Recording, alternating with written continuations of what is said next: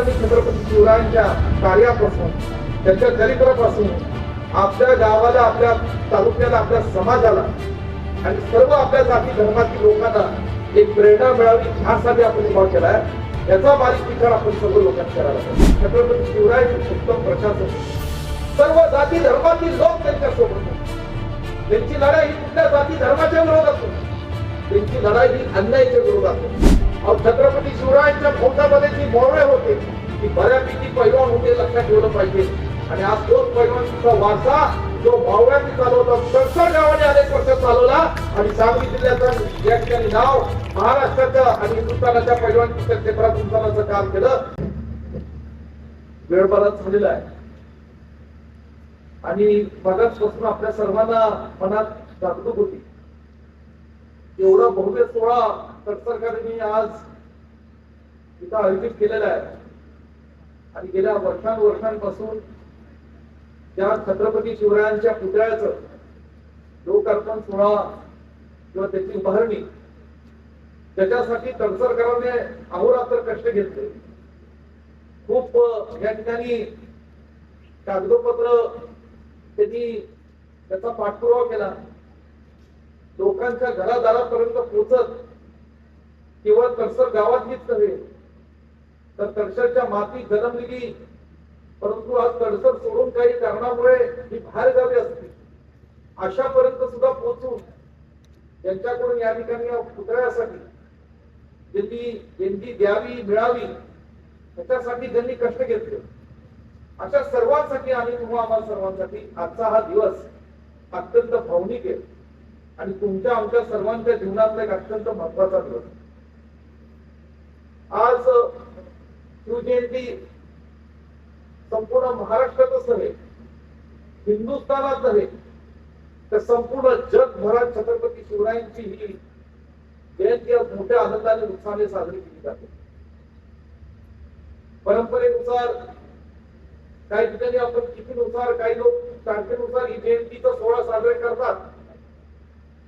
परंतु जो काही दिवस लोक निवडतात त्याच्या पाठीमागची भावना, श्रद्धा, त्याच्या मागे असणारं छत्रपती शिवरायांचं आपल्या संपूर्ण महाराष्ट्राच्या आणि देशाच्या स्वराज्यासाठी असणारी ही लढाई आहे, त्याचं कुठं तरी स्मरण करून त्याला नतमस्तक आजच्या दिवशी होत असतात. हा पुतळा उभा करत असताना गेल्या अनेक वर्षांपासून कशी ही चळवळ उभी राहिली याची माहिती सूरज पवार असतील, हनुमंतराव पवार असतील, समितीचे अध्यक्ष पैलवान असतील, या सर्वांनी आपल्या मनोगतामध्ये या ठिकाणी थोडक्यात आपल्या सर्वांना सांगितलं. काय काय यांना करावं लागलं. शासकीय परवानगी घेत असताना मुंबईपासून दिल्लीपर्यंत कसं जावं लागलं, किती वेळ गेला, कशामुळे गेला, कोरोनाचा कालावधी असेल, इतर काही कारण असतील, या सगळ्या गोष्टींचा खुलासा आज अनेक लोकांनी जाहीर पद्धतीने आपल्या गावाच्या समोर केला. कदाचित आपल्यापैकी लोकांना वाटत असेल की ही आजच्या व्यासपीठावरून ही खुलासा करण्याची आवश्यकता होती का, ही गरज होती का. बऱ्याच जणांना वाटत अरे आम्ही तर पैसे 5 वर्षापूर्वी दिले होते, तो पुतळा 2 वर्षात का उभा राहिला, मग 3 वर्षात का उभा राहिला. आता प्रांत अधिकारी रणजित भोसले तिथं आहेत. एखादा पुतळा उभा करताना किती शासनाच्या परवानग्या घ्याव्या लागतात हे खरं तर जे गाव किंवा जी संस्था किंवा जी व्यक्ती पुतळा उभा करते त्यांचं त्यांना माहित असतं. आणि म्हणून या ठिकाणी खूप कष्ट पडद्या पुढे आणि पडद्या मागे सुद्धा अनेक लोकांनी, ज्ञात अज्ञात लोकांनी हा पुतळा उभारण्यामध्ये घेतलेला आहे, हे आपण नाकारू शकत नाही. हनुमंतराव पवारांनी तर आज बऱ्याच दिवसांनी कदाचित त्यांना माहीत मिळालं दिसतोय, म्हणून त्यांनी सगळ्याच इतिहास या ठिकाणी सांगून टाकला. ते चांगलं आहे. म्हणून मी म्हणलं तुम्हाला काय काय ऐकावं लागलं असेल, कोणी कोणी म्हणलं असेल की पैसे दिले पुढं काय झालं, मग कुणामुळे अडलं, असं सगळं ऐकायला मिळतं, मला माहिती आहे. आणि म्हणून या ठिकाणी जो त्याच्यात पुढाकार घेतो, जो राबत असतो, त्याला खरं अडचणी माहित असतात. हे सगळं होत होतं. गावातला सार्वजनिक विकास ही सातत्याने चालू होता.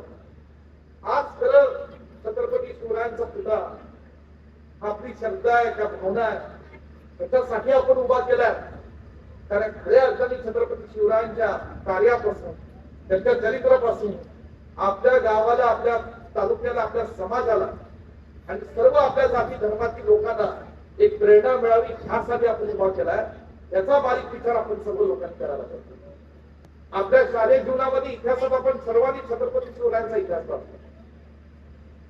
कशा पद्धतीने देशाच्या कुठल्या वातावरणामध्ये त्यांचा जन्म झाला आणि छत्रपती शिवरायांचा जन्म झाल्यानंतर वयाच्या 16 वर्षी अत्यंत तरुण वयात ज्यावेळेस आजकालची पोरं आपली क्रिकेट खेळत असतात, टीव्हीवर किंवा व्हॉट्सअपवर बसलेली असतात, त्यावेळेस छत्रपती शिवराय हे तुळजापूरला जाऊन आई भवानीचं दर्शन घेत असताना ज्या आपल्या देशामध्ये जुलमी अत्याचार होत होता त्या अत्याचाराच्या विरोधात आपला हा महाराष्ट्र आणि देश स्वराज्य आणि आपल्याला स्वातंत्र्य मिळालं पाहिजे याची स्वप्न छत्रपती शिवराय पाहत होते. 16 वर्षीय स्वप्न पाहणं हे काही सोपं नाही, पण हे झाड छत्रपती शिवरायांना कुणातून आलं.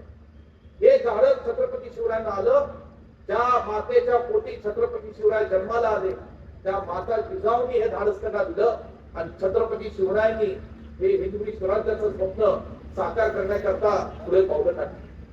आज इतिहासात आपण बघतो महाराष्ट्रात कुठेही गेलो तर अनेक गड किल्ले आपल्याला पाहायला मिळतात. आज एखादा माणूस जर आपल्यातला रायगड किल्ल्यावर चढला तर आज सुद्धा चढताना आपल्या किती घाम निघतो, किती दम आपल्याला या ठिकाणी निघतो हे आपल्याला तो किल्ला चढत असताना या ठिकाणी लक्षात येतं. तर त्या काळामध्ये 400-500 वर्षापूर्वी असे किल्ले रायगडावर, सिंहगडावर, विशाळगडावर या ठिकाणी बांधणं आणि त्यातून या महाराष्ट्राचं स्वराज्य आणि या ठिकाणी आज राज्य करणं ते एवढं सोपं नव्हतं. आणि म्हणून छत्रपती शिवरायांना एक लढाऊ या ठिकाणी एक राज्याचे, महाराष्ट्राचे, हिंदुस्थानाचे या ठिकाणी आज राजे म्हणून ओळखले जातच होते. पण छत्रपती शिवराय उत्तम प्रशासक होते. सर्व जाती धर्मातील लोक त्यांच्या सोबत होते. त्यांची लढाई ही कुठल्या जाती धर्माच्या विरोधात होती, त्यांची लढाई ही अन्यायाच्या विरोधात होती. आणि जिथे जिथे अन्याय झाला तिथे तिथे छत्रपती शिवरायांनी या हिंदुस्थानामध्ये आवाज उठवून युद्ध जिंकण्याचं काम केलं. आणि म्हणून आपल्या सर्वांना माझी नम्र विनंती, त्या छत्रपती शिवरायांचा आदर्श घेत असताना या कर्जत गावातल्या लोकांचं तर विशेष खरं कौतुक करायला पाहिजे की या मातीतला असे थोर सुपुत्र जन्माला आले ज्यांचं दुःखद निधन काही दिवसांपूर्वी झालं. स्वर्गीय जयश्रीराव पवार साहेबांनी त्यांनी लिखाणात छत्रपती शिवरायांच्या चरित्राचं संशोधन केलं आणि छत्रपती शिवराय आणि छत्रपती शिवरायांच्या नंतर छत्रपती संभाजी महाराज असतील, छत्रपती शाहू महाराज असतील, यांनी समाजासाठी आणि आपल्या हिंदुस्थानासाठी काय केलं हे समाजासमोर खऱ्या अर्थाने चांगल्या शब्दात मांडण्याचं काम केलं. आपल्या सगळ्यांना माझी विनंती आहे, आपण जयश्रीराव पवार साहेबांचे जरी पुस्तकं वाचली तरी खऱ्या अर्थाने छत्रपती शिवरायांचा इतिहास आपल्याला बऱ्यापैकी खोलवर या ठिकाणी कळेल. मी परवा त्यांच्या घरी जाऊन आलो. तरुण कडेगावच्या वतीने या ठिकाणी त्यांना आदरांजली वाहिली. त्यांचे चिरंजीव भारतीय विद्यापीठाचे सदस्य, मला मनापासून त्यांचा आदर आहे. आणि अशी अनेक माणसं वेगवेगळ्या क्षेत्रातली, पैलवानकी क्षेत्रातली असेल, छत्रपती शिवरायांच्या फौजामध्ये जी मौर्य होते ती बऱ्यापैकी पैलवान होते, लक्षात ठेवलं पाहिजे. आणि आज तोच पैलवानकीचा वारसा जो मावळ्यांनी चालवला, तडसर गावाने अनेक वर्ष चालवला आणि सांगली जिल्ह्याचं या ठिकाणी नाव महाराष्ट्राच्या आणि हिंदुस्थानाच्या पैलवानकीच्या क्षेत्रात उंचावण्याचं काम केलं. त्याच्या मनापासून या ठिकाणी आम्हाला आभार. आज मी ठरवलं होतं, बाबांना विनंती करणार होतो, बाबा माझं भाषण शेवट आहे, कदाचित या ठिकाणी धोधो पाऊस पडला, पण आज पाऊस पडला तरी हलायचं नाही. फक्त आमच्या महिलांना म्हणून ओळखून तिकडे जाऊन तुम्ही बसा, बाकी सगळ्यांना सांगणार होतो की आपण सगळ्यांनी बसायचं. पावसात केलेलं भाषण महाराष्ट्राच्या इतिहासात किती गाजलंय. म्हणून मी थोडस बाबा राग म्हणून घेऊ नका, मी फक्त म्हणत होतो देवा बाबांचं भाषण झाल्यानंतर पाऊस पडू दे. म्हणजे थोडस आपलं चाललंय जरा बरं, पण आणखी बरं होईल. परंतु आज बाबांनी सांगितलं की या ठिकाणी विश्वजित कर्मांनी 5 लाख रुपये दिले आणि त्यांच्या हाताला हात लावला.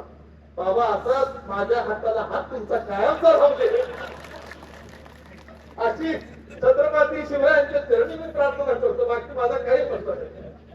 आज एवढंच सांगायचंय की आज हा भव्य मुद्रा तुम्ही समितीचे अध्यक्ष, तुमचं भाषण तुम्ही पहिल्यांदा केलं, फार चांगलं केलं भाषण. खरं सांगतो, मुरब्बी राजकारणी बोलताना वेगळं बोलत असतो, साधा बोळा मारत असतो, वेगळं बोलत असतो, पण हे सगळं तुम्ही चांगलं केलं. त्या तडसर गावाला खरंच चांगली इतिहास आहे, परंपरा आहे. आणि हे तडसर गावाने हा छत्रपती म्हणजे येणाऱ्या जाणाऱ्या प्रत्येक माणसाला ठिकाणी सोनेरा कारखान्यावर जाईल, उद्या शिवतीर्थाच्या पुढे गेलं की लोकतीर्थ पथकाराव निकेतन साहेबांचं स्मारक तुमच्याच आशीर्वादाने सरकारने उभं केलं. त्याच्या पुढे गेलं तर महाराष्ट्राचे पहिले मुख्यमंत्री आणि थोर सुपुत्र सर्व यशवंतराव चव्हाण साहेबांचं स्मारक आहे. आज या वाटेवर आज किती या ठिकाणी आज चिंचणीचा शिवरायांचा पुतळा शांताराम बापूंनी चिंचणीच्या ग्रामस्थांनी या ठिकाणी उभा केला. हे सगळं आज या वाटेवर म्हणजे किती प्रेरणा आपल्या लोकांना मिळाली पाहिजे अशा पद्धतीने काम आज या सरकारने या ठिकाणी केलेलं आहे.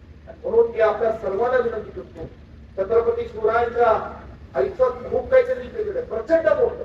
अहो सिंधुदुर्गला गेला तर ती जे मूळ जिंकरी किल्ले जरी जे पाहिलं तरी आश्चर्य, म्हणजे परदेशातले आलेल्या पाहुणे सुद्धा आश्चर्य होतात की असं कुणीतरी 300-400 वर्षापूर्वी करू शकलं त्या हिंदुस्थानाच्या इतिहासामध्ये. आणि म्हणून या ठिकाणी अनेक काही गोष्टी आज शिवचरित्रावर बोलण्यासारख्या आहेत. माझ्या बाजूने काही वक्ते आपण बोलवले, त्या सगळ्या गोष्टीचं काम असंच चांगल्या पद्धतीने राहावं, सर्व पक्ष सर्व जाती धर्मातील लोक. आणि खरंच अशा बाबतीत आमचं कोणाचंही राजकारण झालं नाही, होणार सुद्धा नाही हे तुम्हाला स्पष्टपणे सांगतो. या तालुक्यातील मतदारसंघात आम्ही सगळी एक दिलाने एक दिवाने या ठिकाणी अशा कुठल्याही धार्मिक आणि ऐतिहासिक कार्यासाठी आम्ही सगळी मनमोकळेपणाने एकत्रित येऊ, एवढं तुम्हाला प्रामाणिकपणे सांगतो. आणि म्हणून आज या ठिकाणी जास्त मी लांब लचक बोलणार नाही. आपण सगळेजण मोठ्या संख्येने या ठिकाणी जमले आणि आज ज्यांनी या पुतळ्यासाठी खरंच मनापासून आपापल्या परीने ज्यांनी दिली अशा सगळ्या लोकांचं कौतुक खरंच मनापासून केलं पाहिजे. कारण त्यांनी स्वच्छने दिली. कुणी 10 रुपये दिले, कुणी 50,000 दिले, कुणी 1 लाख दिले, कुणी 10 लाख दिले, कुणी 5 लाख दिले, कुणी 70,000 रुपये दिले. त्या सगळ्या लोकांचं मनापासून कौतुक केलं पाहिजे. तुम्ही सगळ्या माझ्या आधीच्या वक्त्यांनी त्यांचे आभार मानलेच, पण मनोज कडेगाव विधानसभा मतदारसंघाच्या वतीने अशा सर्व सरकारांचे मी मनापासून या ठिकाणी आभार मानतो. आर्किटेक्टचे आभार मानतो, शिल्पकारांचे आभार मानतो, प्रशासनामध्ये काम करणाऱ्या आमच्या सर्व प्रशासकीय अधिकाऱ्यांचे आभार मानतो की अशा सुद्धा तुम्ही आज या छत्रपती शिवरायांचा पुतळा उभा करताना तुम्ही सुद्धा सहकार्य निश्चितपणे केलेलं आहे. अशा सर्व मंडळींचे या ठिकाणी आभार मानून माझ्या बरोबर थांबतो. जय हिंद, जय महाराष्ट्र.